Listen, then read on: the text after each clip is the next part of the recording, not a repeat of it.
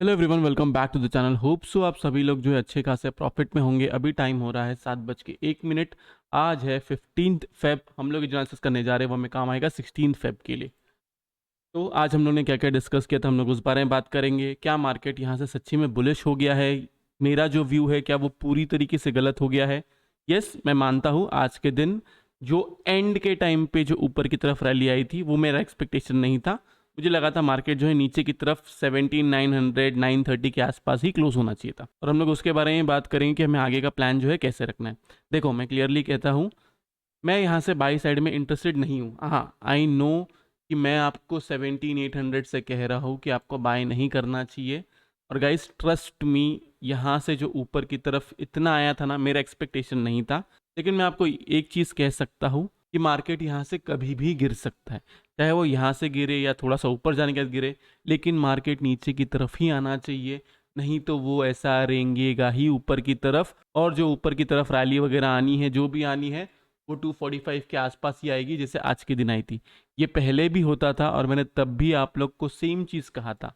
उसके बाद में मार्केट ऑलमोस्ट 500 से 600 पॉइंट गिरा था। और मैं इस चीज़ से भाग नहीं रहा हूँ कि आज के दिन मैं पूरी तरीके से गलत हुआ हूँ। लेकिन आज के दिन भी हमने इंट्राडे बेसिस पे 5 बार हमने ट्रेड लिया था, जिसमें से 3 बार हमने निफ्टी में लिया था, 2 बार हमने बैंक निफ्टी में लिया था, जिसमें से 4 बार हमारा प्रॉफिट हुआ है। उसके साथ साथ एचडीएफसी में हम लोग ने ट्रेड लिया था। रिलायंस का मैंने आप लोग को ट्रेड दिया था, जिसमें हमें प्रॉफिट हुआ है। पोजिशनली हम लोग अभी लॉस में चल रहे हैं, क्योंकि मुझे नहीं लगा था 18,000 भी ब्रेक कर देगा। लेकिन फिर भी आज के दिन हमने कुछ शॉर्ट्स पोजीशंस जो है ऐड की हुई है। और मेरी कोई जिद नहीं है इसके पीछे, जो मेरी स्टडी कह रही है उसके बेसिस पे ही मैं सेल साइड में ही प्रेफर कर रहा हूँ। आपको बाय करना है तो आप लोग बाय कर सकते हैं। समरी से हम लोग स्टार्ट करते हैं। समरी में देखा जाए तो यहाँ पे देखिए तो क्लाइंट्स जो उन्होंने स्टॉक फीचर्स निकाला हुआ है, इंडेक्स फीचर्स एकदम नाम का ऐड किया हुआ है, कॉल बाइंग की हुई है, और जो पुट राइटिंग थी उसके अंदर प्रॉफिट बुक किया रहेगा मोस्टली। एफआईएस को देखिए तो उन्होंने स्टॉक फीचर्स ऐड किया हुआ है, इंडेक्स फीचर्स एकदम नाम का निकाला हुआ है, इतनी कुछ खास क्वांटिटी है नहीं। इंडेक्स कॉल भी जो है एकदम नाम की निकाली हुई, सेम इसमें भी क्वांटिटी नहीं है। इंडेक्स पुट जो है उसको ऐड किया हुआ है। प्रोस को देखिए तो उन्होंने स्टॉक फीचर्स निकाला हुआ है, इंडेक्स फीचर्स एकदम नाम का निकाला हुआ है, कॉल जो है उसको निकाली हुई है, और पुट राइटिंग जो है उसको बढ़ा ली है। टीआईएस को अगर हम लोग देखें तो यहाँ पे देखा जाए स्टॉक फीचर्स जो है उसको ऐड किया हुआ है, इंडेक्स फीचर्स जो है उसको निकाला हुआ है। नेट पोजीशन पे जाने से पहले मैं आपको कहूंगा कि प्लीज़ वीडियो को लाइक कीजिए, नीचे कमेंट सेक्शन में कमेंट करके ज़रूर बताइए कि आपको वीडियो जो है कैसा लगा। अगर आप चैनल पे नए हैं तो चैनल को सब्सक्राइब जरूर कीजिए। उसके साथ साथ अगर आपको लाइव मार्केट में कॉल्स चाहिए निफ्टी, बैंक निफ्टी और स्टॉक्स के पोजिशनली, तो आप जो है मेंबरशिप ज्वाइन कर सकते हैं। मोस्ट इंपॉर्टेंट थिंग मैं आपको कहूँगा, अगर आप लोग को सीखना होगा तो ही आप लोग ज्वाइन कीजिए, क्योंकि मैं आपको क्लियरली कहता हूँ पोजिशनली जो मैंने निफ्टी बैंक निफ्टी के कॉल्स दिए है उसमें अभी तक हम लोग को लॉस है। जो स्टॉक्स में हमने ऑप्शन सेलिंग किया है उसमें हम लोग प्रॉफिटेबल है पूरी तरीके से। तो इसलिए मैं आपको कहूँगा, अगर आपको सीखना होगा तो ही ज्वाइन कीजिए, नहीं तो ज्वाइन नहीं करना। मैं किसी को कोई फॉल्स होप नहीं देना चाहता, और जो सच है मैं वही कहना चाहता हूँ। नेट पोजीशन में देखिए तो यहाँ पे देखा जाए तो क्लाइंट्स जो है उनकी क्वांटिटी एकदम हल्की फुल्की यहाँ से बड़ी है। एफआईएस जो है उनकी क्वांटिटी नाम की यहाँ से कम हुई है। प्रोस को देखे तो उनका इतना कुछ खास डेटा है ही नहीं। इंडेक्स कॉल को देखे तो यहाँ पे देखा जाए कॉल राइटिंग यहाँ से कम हुई है, कॉल बाइंग जो है वो यहाँ से हल्की फुल्की कम हुई है। प्रोस को देखे तो उनकी कॉल राइटिंग यहाँ से हल्की फुल्की बड़ी है। इंडेक्स पुट को देखे तो यहाँ पे देखा जाए क्लाइंट्स की पुट राइटिंग यहाँ से कम हुई है, मतलब क्लाइंट्स ने पुट राइटिंग में अपना प्रॉफिट बुक किया है। एफआईएस की पुट बाइंग यहाँ से बढ़ गई है, और प्रोस को देखे तो उनकी पुट राइटिंग यहाँ से बढ़ चुकी है। तो ये जो जंग है, ये जंग है पूरी तरीके से इसमें एफआईएस वर्सेस प्रोस के बीच में। इसके अंदर क्लाइंट्स जो है वो थोड़े बहुत पॉजिटिव है, मोस्टली मैं इनको न्यूट्रली कहूँगा, ना ये पॉजिटिव है ना ये नेगेटिव है। तो ये वाले बॉक्स को मैं न्यूट्रल रखता हूँ। अगर मैंने गलती से ये वाले बॉक्स के बारे में नहीं कहा, ये वाला बॉक्स भी ऑलमोस्ट न्यूट्रल ही कह सकते हैं, ना कुछ ऐसा बड़ा क्वांटिटी कम हुआ है ना ज़्यादा हुआ है। स्टॉक फीचर्स को देखें तो स्टॉक फीचर्स का बॉक्स बुलिश है, क्योंकि 1,16,000 से 1,46,000 तक आया। फ्राइडे के दिन हमें देखना पड़ेगा कि स्टॉक फीचर्स कहाँ पर रहता है। ये रहा डेटा। डेटा का कंक्लूजन है, डेटा अभी के लिए ना न्यूट्रल बना हुआ है, ना मैं इसको बुलिश कह सकता हूँ ना मैं इसको बेरिश कह सकता हूँ, क्योंकि चेंजेस जो है इतने कुछ खास चेंजेस नहीं आए। यहाँ पे आपको लाल लाल दिख रहा है, नो डाउट, या यहाँ पे आपको ग्रीन ग्रीन दिख रहा है, नो डाउट, लेकिन इतनी कुछ खास क्वांटिटी नहीं है कि ये क्वांटिटी देख के मैं आपको कह दूं कि मार्केट एक तरफा बहुत फास्ट ऊपर की तरफ चले जाएगा, नीचे की तरफ चले जाएगा। अब हम आते हैं ऑप्शन चेन एनालिसिस पे। निफ्टी का ऑप्शन चेन देखें तो यहाँ पे देखा जाए 18,000 पे पुट राइटिंग है, 17,900 पे पुट राइटिंग है, और 17,800 पे पुट राइटिंग है। कॉल राइटिंग है 18,050, 18,100 और 18,200 पे कॉल राइटिंग है। बैंक निफ्टी को देखें तो यहाँ पे देखा जाए पुट राइटिंग है 41,500 पे, 41,600, कॉल राइटिंग है 41,700, 41,800 और 42 के। ओके, निफ्टी पे हम आते हैं। निफ्टी के लिए सिंपली आपको लेवल ये रखना है, मैं आपको क्लियरली समझाता हूँ। 17,970 के नीचे रहता है, आपको सेल करना है। नीचे की तरफ आपका टारगेट है 930, 900, यहाँ पे प्रॉफिट बुक करना है। उसके बाद में 880 के नीचे सस्टेन करता है, फिर से सेल करना है। आपका टारगेट निकल के आता है 860, एक्चुअल में 850 है ये। एंड देन उसके बाद में 17,800 से लेके 820, दैट्स इट। अब ऊपर की तरफ जाता है तो बाइंग का मेरा मन है नहीं कि मैं आपको कह दूं कि बाय कर लो, लेकिन फिर भी अगर किसी को लेवल के बेस पे बाय करना है तो 18,030 इसके ऊपर बाय कर सकता है। ऊपर की तरफ का टारगेट होगा 18,050, 18,100, 18,080 से 18,100 ये आपका टारगेट निकल के आता है। देन फर्दर बाइंग आप उसके ऊपर कर सकते हो। यही अगर हम लोग बैंक निफ्टी को देखें तो बैंक निफ्टी को देखा जाए, इसके अंदर भी लेवल्स मेरे को पूरी तरीके से याद है। वही हमारा 41,730 के ऊपर सस्टेन करेगा, आपको बाय करना है। ऊपर की तरफ के टारगेट है 42 के, 41,960 से लेके 42 के। जैसे ही आप सी साइड का ट्रेड लेते हो, निफ्टी हो बैंक निफ्टी हो, प्लीज़ उसके अंदर स्टॉप लॉस को ट्रेल करिए। मैं आपसे रिक्वेस्ट करता हूँ, और हो सके तो कैरी फॉरवर्ड ना करें। मैं ये नहीं कह रहा हूँ कि कल गैप अप होगा नहीं, या फिर कल गैप डाउन होगा बड़ा सा। गैप अप गैप डाउन के बारे में किसी को नहीं पता, लेकिन मैं इस चीज़ की श्योरिटी दे सकता हूँ। आई नो लोग हंसेंगे इस बात पे, लेकिन मार्केट जो है नीचे की तरफ ही गिरना चाहिए, नहीं तो वो प्रीमियम ईटिंग करेगा। और सेम वैसे ही 230 240 को ऊपर की तरफ जाएगा। ये इसके पहले भी हुआ है, मार्केट गिरने से पहले सब टाइम पास करता है, लोगों को बुलिश करता है।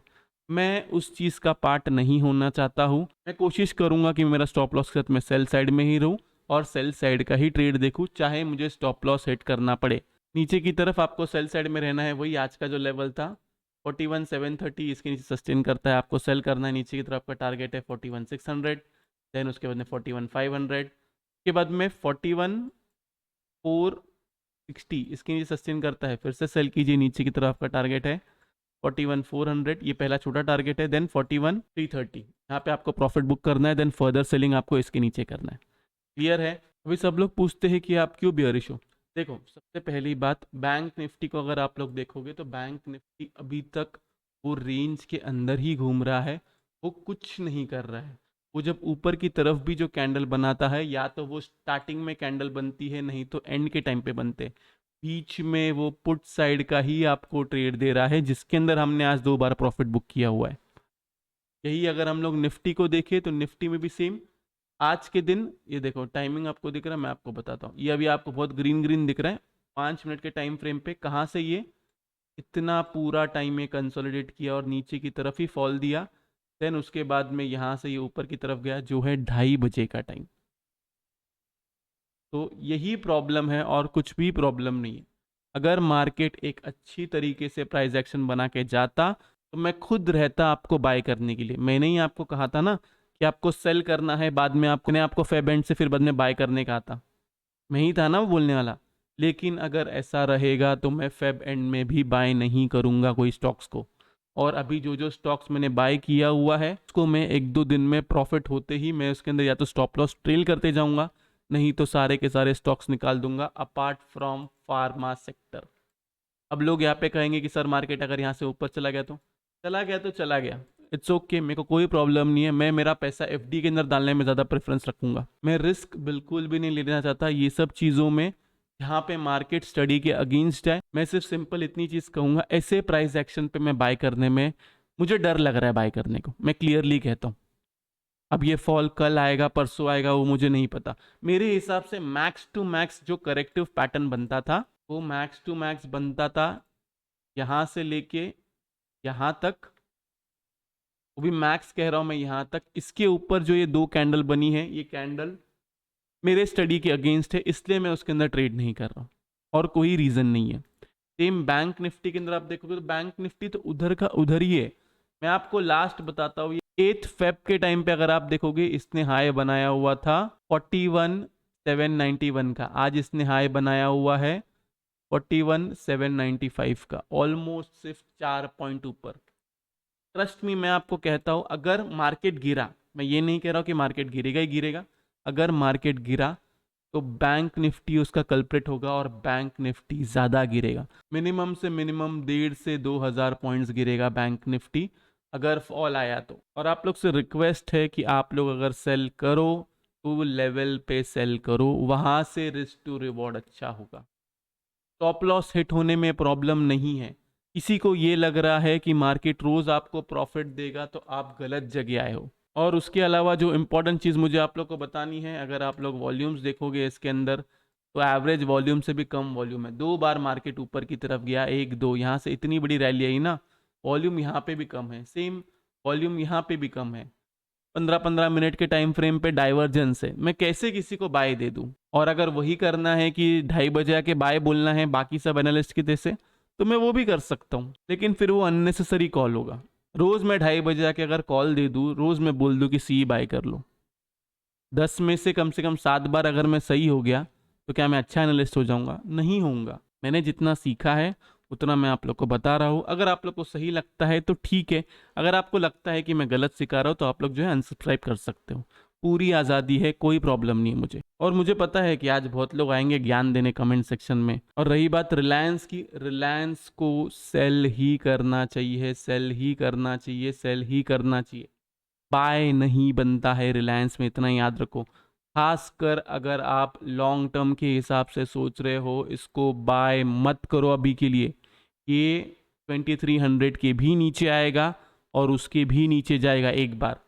ये जितना भी टाइम पास हुआ है ना, ये कंसोलिडेट होके लोगों को बुलिश करने के लिए, नहीं तो निफ्टी में था ही नहीं कि वो ऊपर तक जा सके। वो सिर्फ रिलायंस के बेस पे गया है। और ऐसा बहुत बार हुआ है कि मार्केट को एचडीएफसी के बेस पे, रिलायंस के बेस पे ऊपर की तरफ खींच के रखा हुआ है, देन वहां से मार्केट नीचे की तरफ ही गिरा है। तो ये रहा है एफएनओ डेटा का एनालिसिस। होप सो आप लोग को वीडियो से बहुत कुछ सीखने मिला होगा। अगर आप लोग को वीडियो अच्छा लगा तो प्लीज़ वीडियो को लाइक करना, नीचे कमेंट सेक्शन में कमेंट करके ज़रूर बताना कि आपको वीडियो जो है कैसा लगा। अगर आप चैनल पर नए हैं तो चैनल को सब्सक्राइब जरूर कीजिए। तो इस वाले वीडियो के लिए मैं सिर्फ इतना ही रखता हूँ। बाय बाय, टेक केयर, अपना ख्याल रखिए।